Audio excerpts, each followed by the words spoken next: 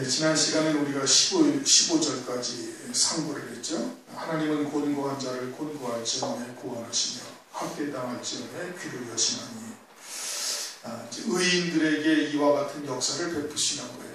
예, 곤고하다라는 것은 로마서 7장에서 오라 나는 곤고한 자로다, 사도 바울이 그렇게 고백하잖아요.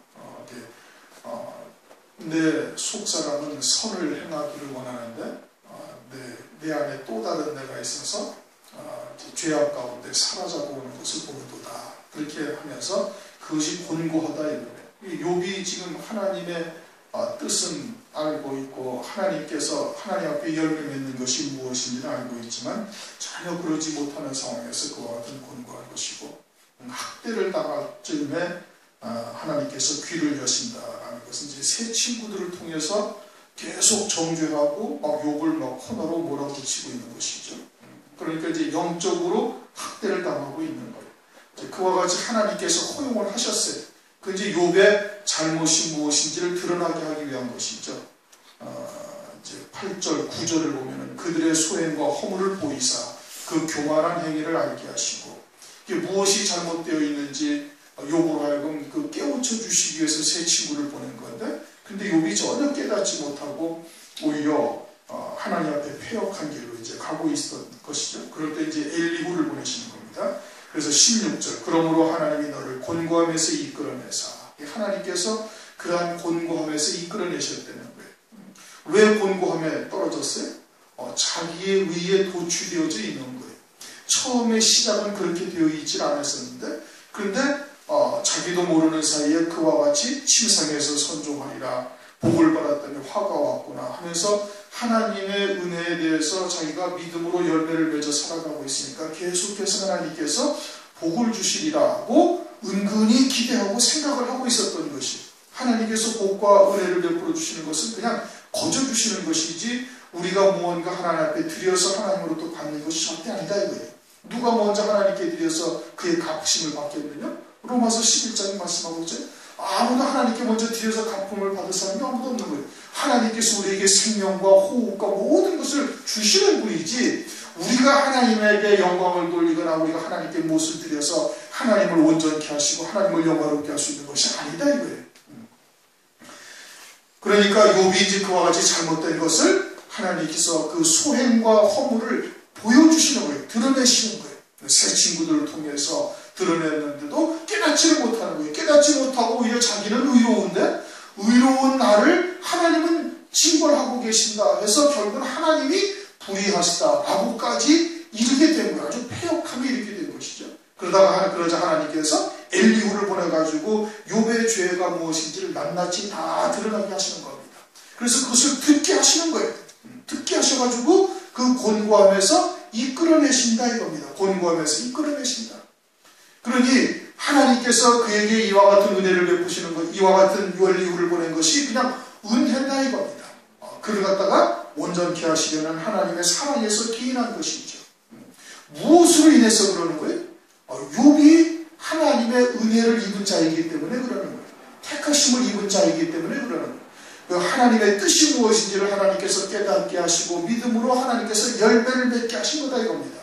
욥이 스스로 그와 같은 의인이요 정직하고 순전해서 악에서 떠난 자다, 그 스스로 힘으로 그렇게 한 거예요? 자기의 의지로 그렇게 한 겁니까? 그게 아니라는 말씀이에요. 하나님께서 깨닫게 하시고 하나님께서 선하신 은총을 베푸신 것이죠.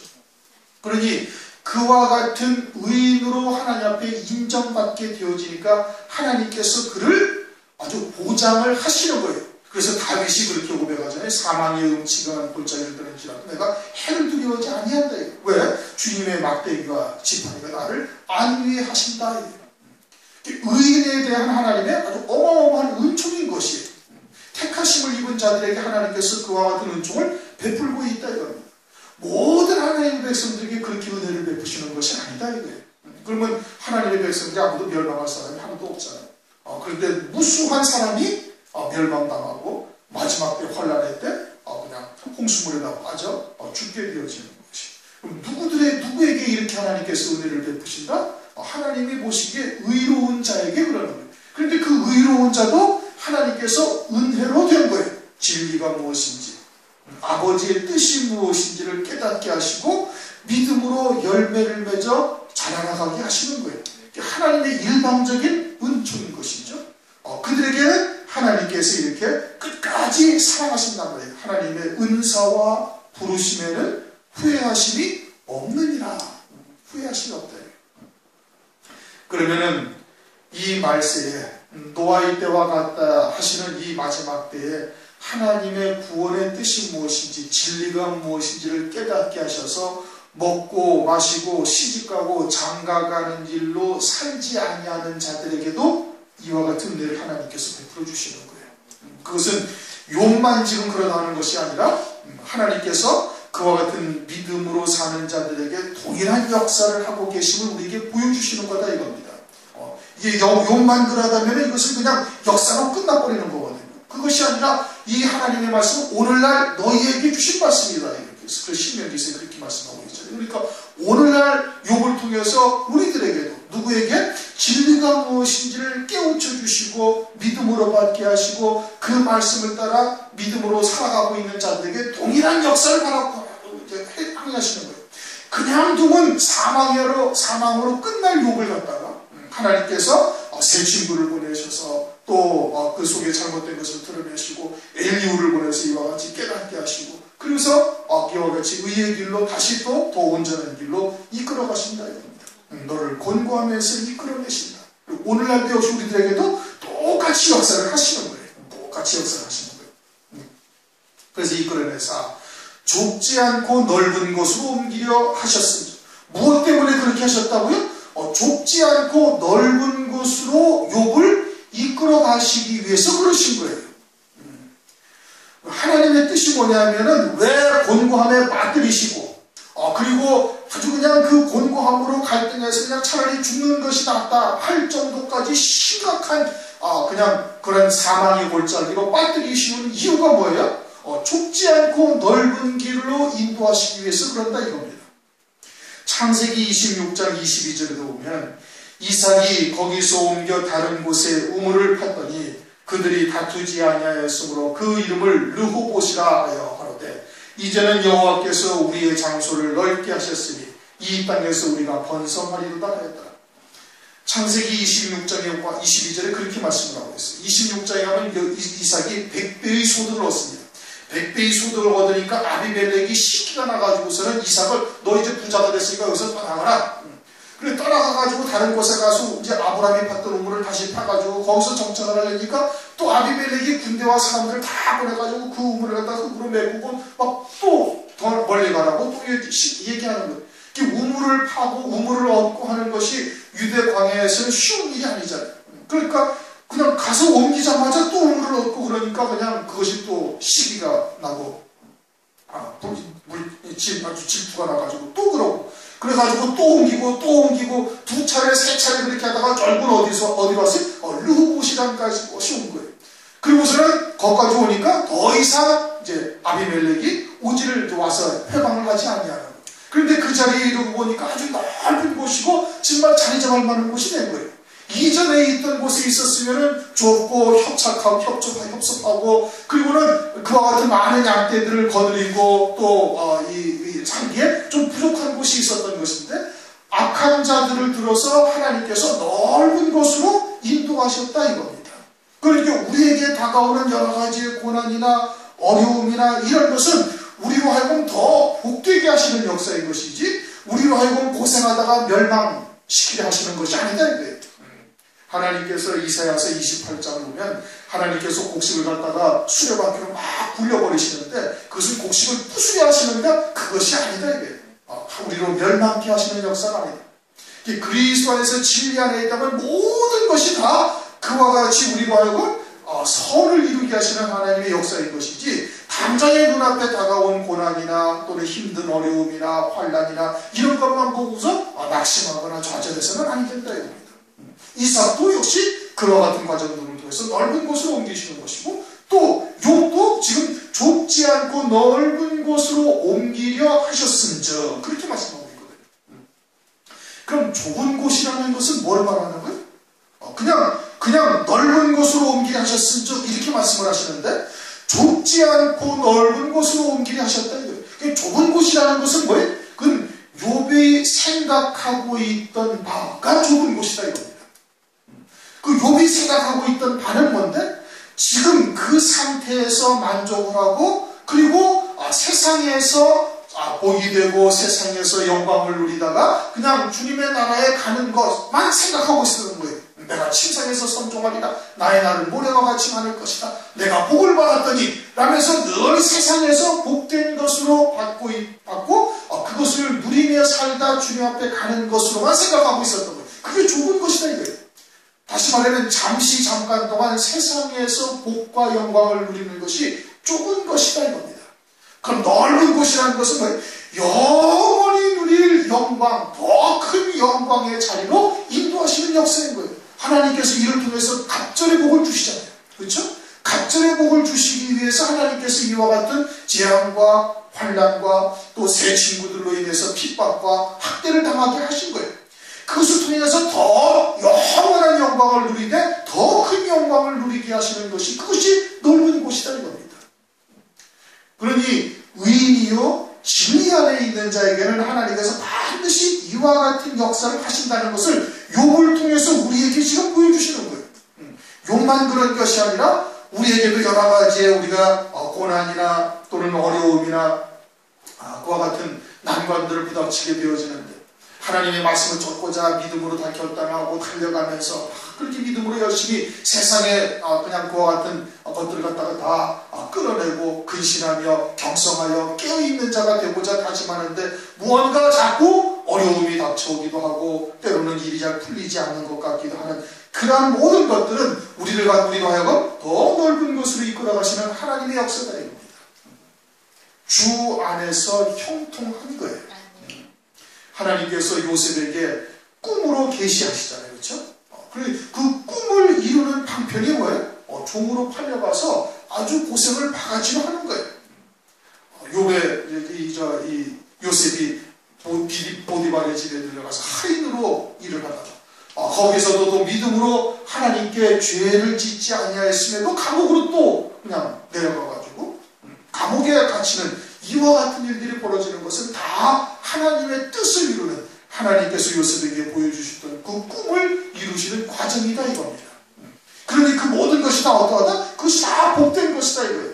그러니 내가 내사 좁지 않고 넓은 곳으로 옮기게 하셨음즉 무릇 네 상에 차린 것은 살찐 것이 되었으리라. 살찐 것이 되었으리라 이거예요. 어떻게 하면 네가 그 모든 것을 그와 같이 하나님의 은혜요 하나님의 사랑으로 하나님의 선하신 역사인 것을 깨닫고 믿음으로 받았다면 살찐 것이 되었으리라. 그런데 지금 그렇지 못하다 이겁니다. 이제는 악인의 받을 벌이 내게 가득하였고 그렇지 못하였던 거예요. 새 친구를 통해서 하나님께서 욥의 믿음의 실상 그 안에 깔려있는 것이 무엇인지를 새 친구를 통해서 보게 하셨던 거예요. 말씀의 초보요 어린아이의 신앙이요 율법과 율법의 종과 같은 신앙을 살고 있는 새 친구들을 통해서 그들은 그냥 하나님의 말씀을 지켜야만 이 땅에서 복을 받는 것이고 세상에서 복과 영광을 누리고 존귀함을 누리면 그것이 하나님께 아주 충성한 대가로서 합당히 누리는 것이라고 그렇게 생각을 하고 있는데 욥은 믿음으로 시작을 하였지만 결과적으로는 그와 같은 자들과 다를 바 없는 상황이 되었던 것이거든요. 새 친구를 통해서 그렇게 보여주었는데 욥이 그것을 전혀 깨닫지 못하는 거예요. 자기의 생각, 자기의 의로 꽉 차있기 때문에 그것이 보이지 않냐는 거예요. 그리고서는 의롭다. 자기는 의로운데 의로운 나를 하나님이 징벌하셨다. 그러니 하나님이 불의하시다 라고까지 이렇게 되어진 것이죠. 그 모든 것을 믿음으로 받지 못한 거예요. 그러니 살찐 것이 되었다라는 것은 아무거나 다 잘 먹으니까 살이 찐 거예요. 살찐 송아지가 되는 것은 쓴 것이든 단 것이든 가리지 아니하고 다 믿음으로 먹는 자가 되어져야 온전한 살찐 자가 되는 거예요. 그런데 욥이 무릇 네 상에 차린 것은 살찐 것이 되었으리라. 그런데 그렇게 받아들이지 아니했다 이 뜻인 겁니다. 이제는 악인의 받을 벌이 내게 가득하였고 어떻게 돼서 하나님께서 선으로 너에게 행한 것인데 너는 그것을 악으로 받은 거예요. 믿음으로 받지 아니한 거예요. 그리고는 하나님을 불의하시다고까지 이르렀으니 악을 지나쳐 패역하기에까지 이르렀다 이겁니다. 벌이 가장 약해서 네가 남창과 함께 멸망하는 자에까지 이르게 되었다 이겁니다. 남창과 함께 멸망한다. 14절에 그렇게 말씀하고 있죠. 그들은 젊어서 죽으며 그 생명이 남창과 함께 망하려니와 아예 그냥 멸망받을 자의 자리에까지 네가 지금 이르렀다 이겁니다.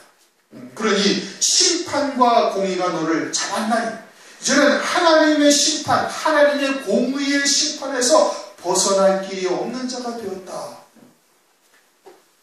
엘리후를 통해서 무엇이 죄악인지 하나님의 말씀으로 아주 낱낱이 다 드러낸 거예요. 욥이 깨닫지 못하던 모든 것들이 다 드러난 거예요. 그러니까 이제는 하나님의 심판과 공의에서 벗어날 길이 없게 되어졌다. 너는 분격함을 인하여 진책을 대적치 마라. 분격이라는 것은 분노했다는 얘기예요. 누구한테 분노했어요? 하나님께 분노한 거예요. 왜? 나는 의로운데 의로운 나를 하나님 아무리 생각해도 내게는 죄가 없다. 이렇게 큰 재앙을 받을 만한 죄를 지은 일이 없는데 하나님께서 나를 계속해서 아주 그냥 무덤 속으로 내려가는 자와 같이 만들어가고 계시니 그러니 의로운 나를 징벌하시는 하나님은 누구냐 이거예요. 불의하시다 이런 것이죠. 왜 그래? 분노함으로 그렇게 된 거예요. 분노함으로. 누구로 인해서 분노한 거예요? 새 친구로 인해서 분노한 거예요. 새 친구가 욥을 계속 정죄하고 죄로 인해서 그런 것이다 얘기하라고 하니까 자기가 의롭다라는 것을 드러내다 보니까 그냥 분노가 일어나가지고 새 친구를 통해서 욥의 믿음의 실상 그 안에 들어있는 잘못된 것이 무엇인지를 깨우쳐주게 하신 것인데 오히려 자기의 의로 똘똘 뭉쳐가지고 이와 같이 분노함으로 분격함으로 인하여 하나님께서 징계하시는 것을 대적하는 자가 됐다 이겁니다. 하나님을 불의하시다. 내 입에 변백할 말을 가득히 집어넣고 내가 그 앞에 서서 말 좀 해봤으면 좋겠다. 이게 하나님 앞에. 무엇이 내가 잘못되어 있는지 왜 이와 같은 징벌을 하나님께서 내게 내리시는지 하나님하고 대면해서 좀 얘기 좀 해봤으면 좋겠다. 그렇게까지 이르렀던 거거든요. 이게 분노함으로 진책을 대적하지 말라. 그런데 지금 대적하는 자가 된 거예요. 이제 고난과 환난이 재앙이 계속되다 보니까 욥이 거기까지 이르는 거예요. 이것은 이 믿음으로 살고 참으로 순전하여 정직하고 악에서 떠난 욥이라 할지라도 이와 같은 자리에 이를 수 있다는 것을 우리에게 보여주실 뿐 아니라 우리도 또한 그와 같이 고난이나 또는 하나님의 징벌이 계속해서 이어지고 그리고 그것이 더해질 때 이와 같은 자리에도 충분히 우리도 이룰 수 있다는 것을 알아야 되는 거예요. 그러면 어떻게 된다? 그러한 자리에서 속히 우리가 돌아서야 되니 돌이켜 회개하여 돌이켜서 하나님의 그러한 은혜를 우리가 다시 한번 생각을 하고 그 모든 것이 하나님께서 우리에게 사랑으로 주신 것이고 그 배경에는 하나님의 깊으신 또 오묘한 하나님의 섭리와 뜻이 있다는 것을 알아야 되는 거예요. 욥이 지금 그걸 보지 못하고 있잖아요. 하나님께서 더 넓은 곳으로 욥을 옮기게 하시는 뜻인데 그런데 욥은 그냥 자기의 신앙 안에서 거기에서만 지금 머물러 있기를 바라고 그리고 세상에서 평안함과 세상에서 안락함을 누리다가 그냥 하나님 나라에 가는 것으로 만족하고 있다 이거예요. 하나님의 뜻이 무엇인지는 알려가지는 않는 거예요. 보여주었는데도 새 친구를 통해서 깨우쳐 주었는데도 하나님께서 무엇을 원하고 계시는지를 갖다가 말씀하고 있는데도 알려하지 아니하고 자기의 그냥 그 믿음 안에서 또는 자기의 신앙의 수준에서만 꽉 닫아놓고 하나님의 뜻을 아주 외면해버리고 있다 이겁니다. 그러니 엘리후를 통해서 지금 하나님께서 깨닫게 하시는 거예요.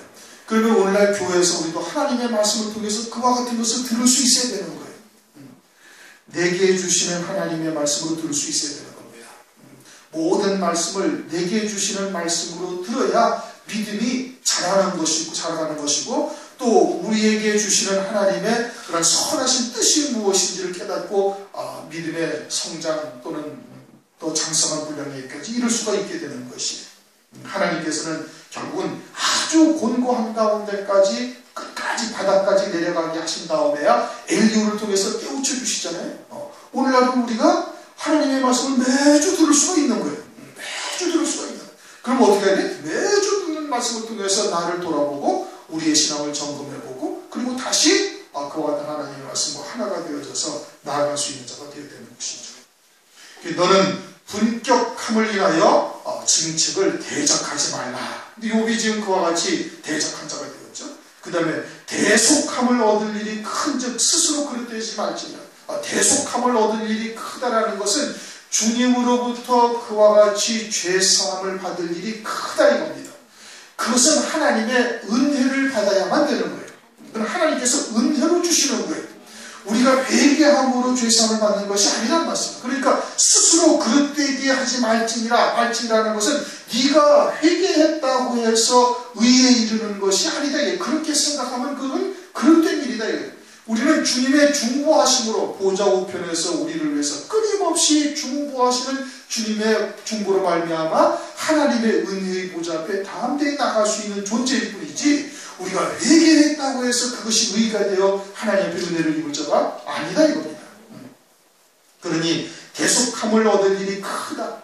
주님의 은혜로 말미암아 중보하심으로 말미암아 죄사함을 받을 일이 큰 것이지 네가 그것을 깨닫고 회개했다고 해서 의로움을 입는 것은 아니다. 그러니 스스로 그릇되게 말지니라. 너희의 부르짖음이나 너희의 세력이 어찌 능히 너희 곤고한 가운데서 너로 유익이 되게 하겠느냐. 지금 패역한 자리에 있는 내가 아무리 부르짖는다고 지금까지 계속 부르짖었잖아요. 그렇죠? 지금까지 계속해서 부르짖는데 자기의 의에 꽉 갇혀가지고 하나님의 뜻이 무엇인지는 알려고 하지는 아니하는 거예요. 그러니 부르짖어도 응답이 되지 않아요. 하나님 보여주시는데도 본인이 받지 못하는 거예요. 너의 세력이라는 것은 수고를 말하는 거예요. 네가 힘써 부르짖어 노력을 한다고 네가 수고를 한다고 해서 그것이 너에게 구원이 되겠는가? 그것이 너에게 무슨 유익이 있겠는가? 아무런 유익이 없다. 그럼 어떻게 해야 부르짖음의 응답을 받고 우리의 노력, 우리의 수고가 하나님 앞에 상달되는 거예요? 하나님의 뜻을 깨닫는 것이 우선인 거예요. 잠언서 28장 9절 사람이 귀를 돌이키고 율법을 듣지 아니하면 그의 기도가 가증하니라. 하나님의 뜻이 무엇인지를 아는 것이 가장 우선이고 하나님의 뜻에 우리의 생각과 마음을 일치시키고 우리의 삶을 일치시켜 나가는 것이 우선인 거예요.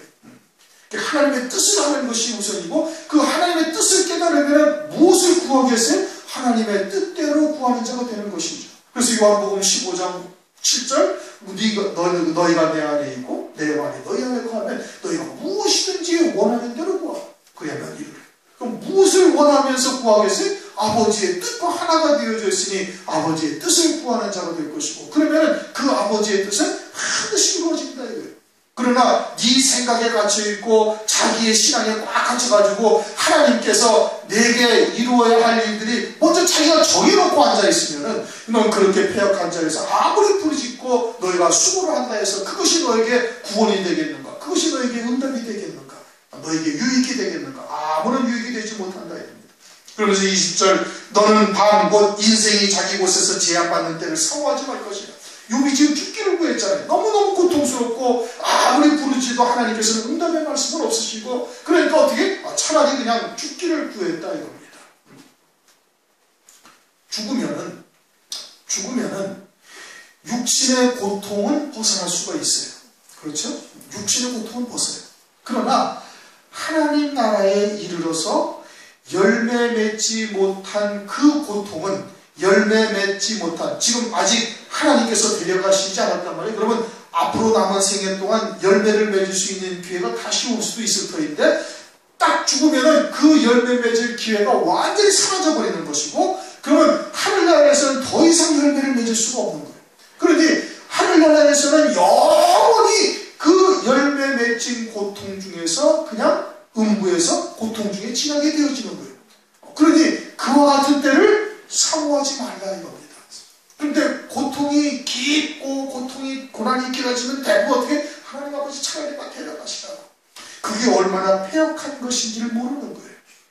차라리 육신의 장막을 떠난 이후에 영원토록 열매 맺지 못한 삶을 사는 것에 대해서 당하게 되어진 그 고통은 생각지 아니하고 그저 육신의 고통 이것만 벗어나기를 바라고 있는 거예요. 죽기를 사모한 것이죠. 그와 같은 것을 사모하지 말라. 삼가 악으로 치우치지 말라. 그것이 믿음이 아닌 거예요. 믿음으로 산 자는 그와 같은 악으로 치우치지 않는데, 하나님의 선하심과 하나님께서 합력하여 선을 이루실 것과 하나님께서 나를 넓은 곳으로 반드시 이루시는 그와 같은 역사라는 것을 믿는다면은 지금 죽는 것을 갖다가 소망한다는 것이 얼마나 큰 악인지를 알 수가 있는 것이죠. 그러니까 삼가 악으로 치우치지 말라. 네가 환난보다 이것을 택해야 되냐. 환난을 겪는다 할지라도 그것이 넓은 곳으로 인도하시는 하나님의 역사를 믿고 있다면은, 그럼 어떻게 소망이 생기고 그와 같은 때 다시 한번 열매를 줄 수 있는 기회가 얼마든지 있으니까 그것을 소망하며 믿음으로 살아갈 것인데, 죽기를 구하고 있으니 그것이 악으로 치우친 것이다.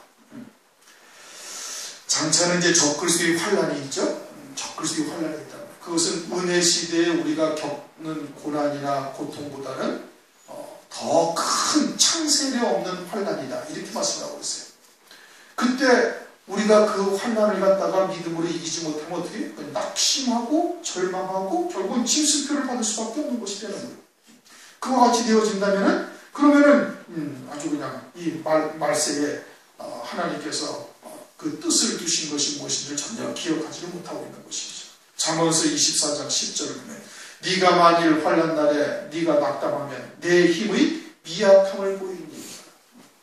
환난 날에 낙담해서는 안 된다 이겁니다. 환난을 통해서 더 넓은 곳으로 더 큰 하나님의 영광의 자리로 인도하시는 역사라는 것을 기억하고 있어요. 사사기서 6장의 기도원이 왜 큰 용사라고 하나님으로부터 칭찬을 들었어요? 이 미디안 군대가 들어와서 7년 동안 이스라엘을 괴롭게 하시는 역사가 마치 우리를 알곡되게 하시는 역사라는 것을 기도원이 깨닫고 있었는 거예요. 환난 가운데도 그것을 알고 있다면 소망이 되는 것이죠. 그러니 밀을 갖다가 포도주트에서 다 자각을 하고 있는 기도원에게 하나님께서 천사를 보내서 큰 용사라고 하나님께서 칭찬하시는 거고, 장차 있게 되어질 환난도 역시 마찬가지다 이겁니다. 그러니 그 믿음에 굳건히 딱 아주 반석 같은 믿음으로 그 믿음에 딱 서 있는 자여야 환난 가운데 낙담하지 않는 것이고, 환난을 능히 믿음으로 이기는 자가 됩니다. 22절, 하나님은 그 권능으로 큰 일을 행하시나니. 권능이라는, 하나님의 권능이라는 것은 하나님께서는 이 천지와 만물의 주제가 되시는 자입니다. 모든 것의 주권자가 되시는 거예요. 천사나 악한 영들이나 또는 천지 만물의 주권자가 되셔서 그 모든 것을 하나님의 뜻대로 다스리시는 거예요. 이게 하나님의 권능이에요. 그래서 악한 자를 통해서 하나님의 택한 백성들의 구원을 이루어 가신다는 말씀이죠. 그게 하나님의 권능으로 큰 일을 이루시는 거예요. 요한복음 1장 50절에 나다나엘이 그랬잖아요. 무화과 나무에서 본 것으로 내가 나를 믿느냐? 내가 이보다 더 큰 일을 보이리라. 근데 큰 일이라는 것은 뭐예요? 지옥에서 천당 가는 구원보다 더 큰 일이라는 것은 하늘나라에서 아버지의 영광에 이르게 하시는 역사가 이게 더 큰 일이다. 그러니 하나님께서는 모든 권능을 가지사 그 권능으로 큰 일을 이루신다는 거예요. 하나님의 자녀들의 구원을 이루시는 일을 하신다는 말씀이에요. 근데 누가 그같이 교훈을 베풀겠느냐? 근데 욥은 지금 어떻게 했어요? 욥은 자기 생각대로 이대로 하나님께서 행해 주셔야 그분이 하나님이라고 생각을 하고 있었던 거예요. 그런데 하나님께서는 하늘에 계시고 너희는 땅에 있다는 이사야서 55장 8절 9절, 내 생각은 너희 생각과 다르고 내 길은 너희 길과 다르다 이거예요. 하나님의 그 깊고 오묘한 섭리는 누가 가히 측량조차 할 수 있겠어요? 아무도 할 수가 없는 거예요. 그 누가 하나님께 교훈을 하겠느냐 이거예요. 누가 하나님께 먼저 하나님 앞에 이와 같은 일을 갖다가 이렇게 하시라고 누가 가르칠 수가 있느냐 이거예요. 근데 욥은 지금 자기의 생각대로 하나님께서 해주지 아니하신다고 지금 원망하고 낙담하기까지 지금 이르는 거예요. 누가 그같이 교훈을 베풀겠느냐. 하나님께서는 천지만물을 주관하시고 섭리하시면서 하나님의 자녀들의 구원을 이루어 가시는 큰 일을 행하고 계시는데 그걸 누가 가르친 자가 있느냐? 누가 섭리한 자가 있느냐? 그런데 니는 지금 네 생각에 하나님이 이루어지지 아니한다고 지금 불평하고 원망하고 심지어는 하나님을 불의하시다고까지 지금 원망하고 있는 것이 아닌가? 그러다가 하다못해서 죽기를 구하고 앉아있는 욥이 아닐까 이겁니다. 우리들도 이런 거예요 지금. 자기의 생각으로 꽉 막혀있으면 내가 원하는 대로 하나님께서 해주지 아니하시면 그건 하나님의 응답이 아니라고 생각하고 있는 것이 많잖아요. 자기 생각에 지금 갇혀있는 거예요. 하나님이 천지와 만물을 들어서 온 세상에 이루어 가시는 구원의 역사를 우리가 안다면, 또 우리로 하여금 이 마지막 때 이루실 이 진리를 깨닫게 하시고 그것을 믿음으로 받게 하시며 반드시 그 말씀대로 이루실 것을 우리가 믿고 있다면, 그러면 모든 것을 어떻게 돼? 믿음으로 받아야 되는 거예요. 감사함으로 받아야 되는 것이죠. 누가 그를 위하여 그의 길을 정하였느냐? 하나님에게 길을 정하여서 이렇게 저렇게 하시라고 길을 정한 자가 있어요? 없단 말씀이에요. 하나님만이 하나님이시고 나는 천지와 만물의 오직 유일하신 하나님이시다 이거예요. 나는 처음이요 마지막이다. 나 외에 다른 신은 없다. 성경에서 이사야서나 어디에서 누누이 말씀하고 있는 겁니다. 누가 그를 위하여 그 길을 정하셨느냐? 누가 말하기를 주께서 불의를 행하셨다 할 수 있느냐? 자기에게 자기가 원하는 대로 하지 아니하였다고 하나님께서 불의를 했다고 할 수가 없다. 토기장이의 비유가 이사야서나 로마서에도 있죠. 토기장이가 하나님 귀 있을 것을, 하나님 천 있을 것을 만들 그럴 권이 없느냐? 얼마든지 만들 권이 있다.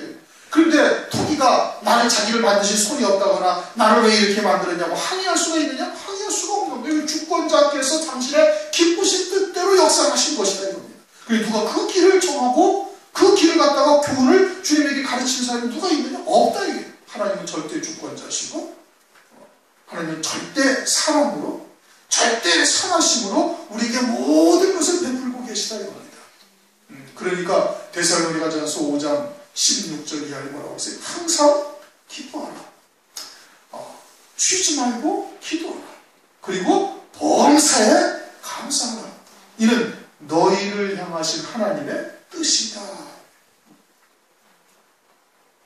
24절 다 같이 읽습니다. 시작. 너는 하나님의 하신 일 찬송하기를 잊지 말지니라.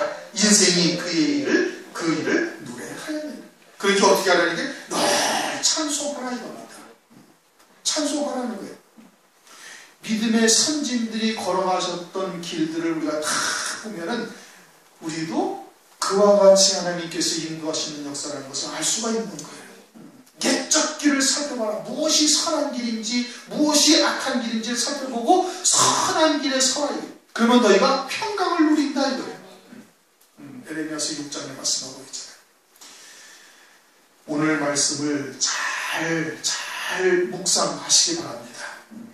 그러면은 우리에게 다가온 그 어떤 것도 하나님의 선하신 뜻과 사랑으로 우리에게 모든 것을 베푸신 거예요. 우리가 잠시 동안 우리가 육신적으로는 고통이요 또는 고난을 겪을 수 있을지는 몰라도 그것을 통해서 우리를 더 넓은 곳으로 인도하고자 하시는 하나님의 뜻이, 섭리가 다 배어져 있는 거예요. 근데 우리는 우리의 생각에 딱 머물러가지고 그대로 해주지 아니하신다고 하나님께 때로는 원망하기도 하고 낙심하기도 하고 주저앉아서 그냥 투덜거리기도 하는 그러한 어리석음을 보이고 있다 이겁니다. 그것을 보이고 있는 거예요. 그런데 인생들이 할 일은 뭐라? 하나님을 찬송할 일밖에 없다 이겁니다. 그러니 범사에 감사하라. 이것이 너희를 향하신 하나님의 뜻이다 이겁니다. 오늘 말씀을 보면서 사실은 제가 많이 은혜를 받았지요. 여러분들도 아시다시피 일로 온 지가 벌써 얼마나 됐어요. 그렇죠? 그런데도 마찬가지. 그렇게 때로는 막 낙심도 되고 그냥 하나님께서 왜 이런 말씀을 우리에게 주시고 그랬는데 속히 지금 하나님의 말씀이 그냥 온 세계에 전파되어지고 막 선교사들이 나가게 하시고 이러면 얼마나 좋겠어요. 하시는 말씀이에요. 무엇일까? 그러나 하나님께서는 우리를 하여금 더 넓은 곳으로 인도하시려는 하나님의 섭리가 다 있다 이겁니다. 진리라는 것이 확실하다면은 그러면은 그러한 하나님의 선하신 뜻을 우리가 믿어야 되는 것이고, 이건 교회뿐만 아니라 우리 각자의 생활에서도 역시 마찬가지인 거예요. 뭔가 좀 잘 되고 좀 조금 더 형통한 것으로 좀 풀려지면 좋을 텐데, 그런데 하나님께서는 그렇게 하지 아니하시는 거예요. 하나님께서 한 번 담금질을 하실 때 아주 완전한 담금질을 딱 하시는 것이 훨씬 더 우리에게 유익인 겁니다. 그때 온전한 아주 깨끗한 은장으로 딱 설 수 있는 자가 되어야 되는 거예요. 그러면은 하나님께서 아주 풍성히 쓰실 수 있으실 것을 있으리라 확신하는 것이죠. 저나 여러분이나 그와 같은 하나님의 뜻을 잘 깨닫고 절대 원망하거나 낙심하거나 또는 좌절하지 마시고 그 모든 것을 감사하면서 받고 하나님의 선하신 뜻이 반드시 있음을 말씀을 통해서 깨닫기를 구하시고 그리고 믿음으로 승리하시길 주님 이름으로 축원합니다. 동서와 함께 기도하시겠습니다.